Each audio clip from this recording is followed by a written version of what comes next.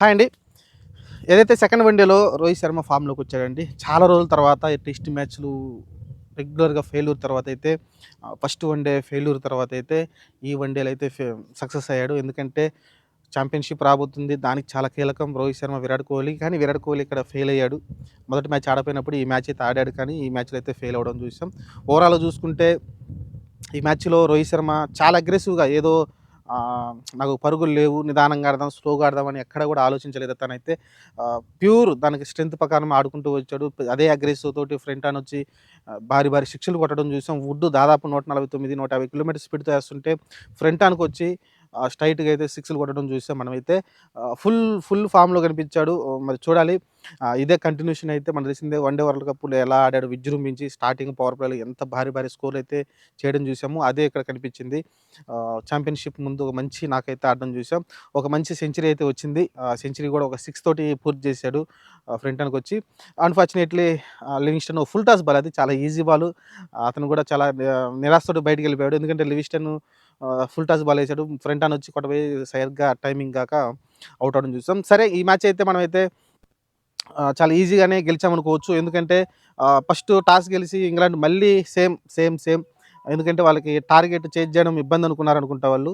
వాళ్ళైతే మళ్ళీ బ్యాటింగ్ అయితే తీసుకున్నారు వాళ్ళు. బ్యాటింగ్ చేసి దాదాపు 304 పరుగులు చేశారు. వన్‌డేలో 304 పరుగులు అంటే రీజనబుల్లే. ఏదైనా జరగొచ్చు. చేజింగ్ అవ్వచ్చు, చేజింగ్ ఓడిపోవచ్చు చెప్పలేం. కానీ ఇండియా దగ్గర ఇంకోటి బ్యాడ్ లక్ ఏందంటే డ్యూ వస్తదన్నారు. కొంచెం స్లో డౌన్ అవుద్ది పిచ్చి. అప్పుడు ప్రాబ్లమ్ అవుద్దని బట్లరు ఫస్ట్ స్టార్టింగ్ బ్యాటింగ్ తీసుకోవడం చూసాం. కానీ అలాంటిదేం జరగలేదు పెద్దగా.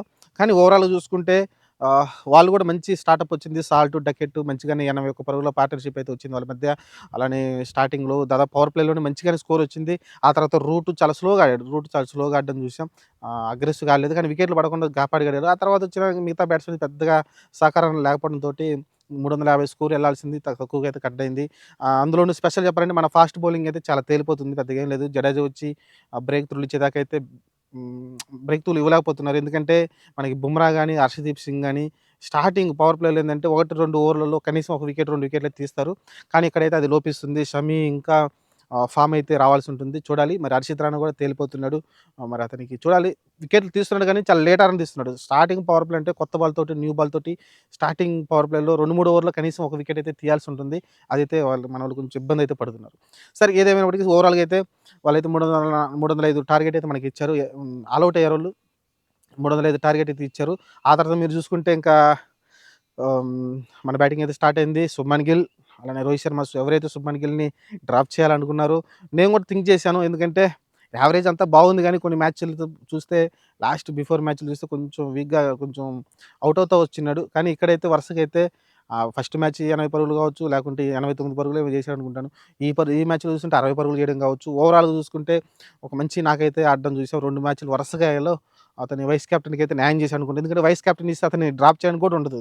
ఎందుకంటే ఒకవేళ ఫెయిల్ అయితే జైస్వాల్‌ని ఆడించడానికి. కానీ అతను వైస్ కెప్టెన్‌గా వచ్చారు కాబట్టి కంటిన్యూషన్ ఆడించే ప్రయత్నం అయితే చేశారు. ఓవరాల్‌గా అతని మీద నమ్మకం పెట్టుకున్నారు. ప్యూర్ క్లాస్ బ్యాటర్ నాకు తెలిసిందే. ఏదైతే ఆ షాట్ ఇలా చిప్ చేస్తాడు అలా టచ్ చేస్తాడు. బాలు భలే ఎళ్ళిపోతుంది. అతని దగ్గర యూనిక్ స్టైల్ అది నేను ఎవరి దగ్గర చూడలేదు. జస్ట్ అదొక డిఫరెంట్‌గా అయితే టచ్ చేస్తాడు బాల్‌ని. అది బాగా నచ్చింది నాకైతే. సరే అతను కూడా మంచిగా ఫామ్‌లో ఉన్నాడు ఈ ఛాంపియన్‌షిప్ ముందైతే. చూద్దాం ఫ్యూచర్‌లో మరి టెస్ట్ మ్యాచ్‌ల్లో కూడా వస్తాడేమో. ఎందుకంటే విరాట్ కోహ్లీ రెగ్యులర్‌గా ఫెయిల్ అవుతున్నాడు కదా! అతని స్థానం ఏమైనా ఫిల్ చేయాలంటే చాలా యంగ్ కుర్రాడు కాబట్టి అతనికైతే అవకాశం ఇస్తారో చూద్దాం. మరి ఈ మ్యాచ్‌లో నెక్స్ట్ సుమన్ గిల్లే ఫస్ట్ అయ్యాడు. ఆ తర్వాత వచ్చిన శ్రేయస్ అయ్యర్ అయితే మంచిగానే ఆడడం చూసాం. స్టార్టింగ్‌లో కొంచెం ఇబ్బంది పడ్డప్పటికి మళ్ళీ సిక్స్‌లు కొట్టాడు, మంచిగా ఫోర్‌లు కొట్టాడు. బౌన్సర్‌లతో ఇబ్బంది పెట్టారు. అయినా ఆడడం చూసాం బాగానే. ఆ తర్వాత తర్వాత ఔట్ అయిన రోహిత్ శర్మ గాని, జైస్వాల్ సారీ శ్రేయస్ అయ్యర్ ఔట్ అయినప్పటికీ ఆ తర్వాత అక్షర్ పటేల్ మళ్ళీ ఒక మంచి నాక్ ఆడడం చూసాం. అతను ఎందుకు టీమ్‌లో ఉండాలి అనే దానికి కారణమైతే జస్టిఫై చేస్తున్నాడు. దీని ముందు మ్యాచ్ గాని, ఈ మ్యాచ్ గాని 2 మ్యాచ్‌లయితే మంచిగా ఆడడం చూసాం. ఓవరాల్‌గా అయితే మంచి ఇన్నింగ్స్ అయితే ఆడుతా ఉన్నాడు అతనైతే. చూద్దాం మరి ప్రస్తుతానికైతే కేఎల్ రాహుల్ ఫెయిల్యూర్ అయితే కనిపిస్తుంది మళ్ళీ. చూద్దాం మళ్ళీ ఫ్యూచర్‌లో ఏమైనా మంచిగా ఆడతాడేమో. అంత పెద్ద పెద్ద నాకులైతే ఆడలేకపోతున్నాడు. మంచి అవకాశాలు వస్తున్నాయి. మంచిగా అయితే ఆడలేకపోతున్నాడు. ఓవరాల్‌గా చూసుకుంటే ఈ మ్యాచ్‌లో వచ్చేసి రోహిత్ శర్మ కమ్‌బ్యాక్ బాగా చేశాడు. ఇంగ విరాట్ కోహ్లీకి కూడా ఛాన్స్ ఉంది. ఎందుకంటే అసలకి విరాట్ కోహ్లీ వచ్చిన సిట్యుయేషన్‌లో అయితే చాలా ప్రెషరే లేదు. బాల్స్ ఎక్కువ ఉన్నాయి. రన్స్ తక్కువ కొట్టాలి. దాదాపు 5, 4 ½ మధ్యలో ఉంది రన్ రేట్ అయితే. ఈజీగా అయితే కొట్టేయొచ్చు నిదానంగా ఆడుకుంటా. కానీ అన్‌ఫార్చునేట్‌లీ ఔట్ అవ్వడం చూసాం. ఓవరాల్‌గా అయితే ఈ మ్యాచ్ రోహిత్ శర్మ ఫార్మ్ అని రావడం అనేది ఒక మంచి పరిణామం. అలానే వరుసగా 2 మ్యాచ్‌లు గెలిచాం. సిరీస్ సొంతమైంది. మరి లాస్ట్ మ్యాచ్ మరి 2 డేస్ తర్వాత అయితే ఉంటుంది. చూద్దాం మరి. రోహిత్ శర్మ ఫామ్‌లోకి రావడం శుభపరిణామం. దీనిలో మెయిన్ హైలైట్ అదే.